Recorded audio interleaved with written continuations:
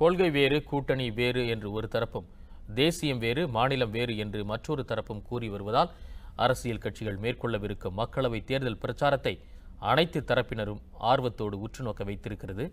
அது குறித்த ஒரு செய்தி தொகுப்பை தற்போது பார்க்கலாம். மக்களவைத் தேர்தலில் பாஜகவை எதிர்க்கும் முனைப்போடு காங்கிரஸ் தலைமையில் மெகா கூட்டணி உருவாக்கப்பட்டது.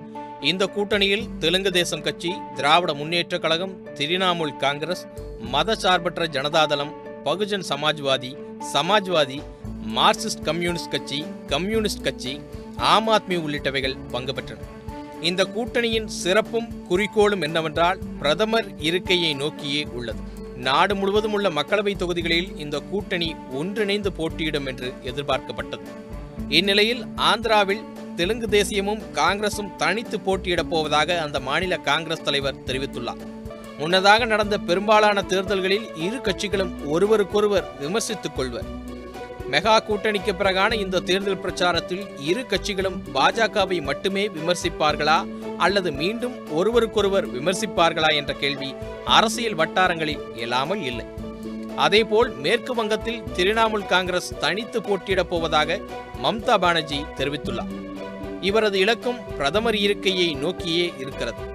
மேலும் உத்தரப்பிரதேசம், பீகார், உத்தரகாண்ட் போன்ற பகுதிகளில் சமாஜ்வாதி, பகுஜன் சமாஜ்வாதி கட்சி கூட்டணி அமைத்துள்ளதால் அந்த பகுதியிலும் காங்கிரஸ் தனித்து விடப்பட்டுள்ளது.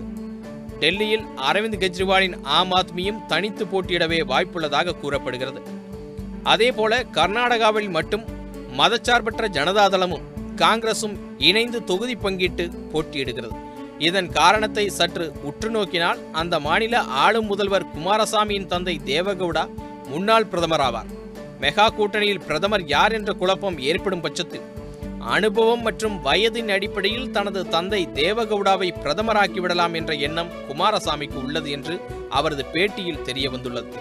மாநில கட்சிகளும் காங்கிரசும் தனித்து போட்டியிடுவதன் மூலம் வாக்கு வங்கிகளை பிளவுபடாமல் தக்க வைக்கும் வியூகம் என்றாலும் பிரச்சாரத்தில் பங்கு பெறும்போது அனைத்து கட்சியினரும் பாஜகவை மட்டுமே விமர்சிப்பார்களா அல்லது அவர்களுக்குள்ளேயும் விமர்சனம் செய்து கொள்வார்களா என்ற கேள்வி அரசியல் வட்டாரங்களில் எழுந்துள்ளது. காவேரி நியூஸ் செய்திகளுக்காக கார்த்தி மாயகிருஷ்ணனுடன் விபி சிவா. உண்மை செய்திகளை உங்கள் கண்முன் கொண்டு வரும் காவிரி நியூஸின் யூடியூப் சேனலை சப்ஸ்கிரைப் செய்யுங்கள். நொடிக்கு நொடி நாட்டு நடப்புகளை தெரிந்து கொள்ள kaverinews.tv, Facebook, Instagram, Twitter போன்ற சமூக வலைதள பக்கங்களோடு எப்போதும் இணைந்திருங்கள்.